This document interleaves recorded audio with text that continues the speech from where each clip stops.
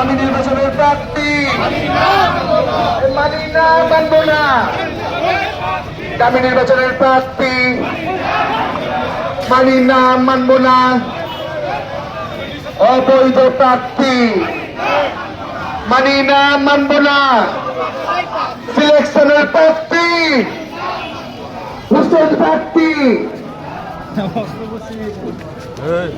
আমরা এমন একটা প্রার্থী পেয়েছি যে প্রার্থী সাধারণ মানুষের পাশে থাকে নাই, কর্মীদের পাশে থাকে নাই।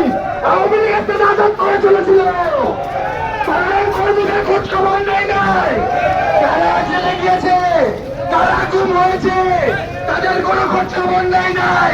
আওয়ামী লীগ একটা নাটক করে নিজের ব্যবসা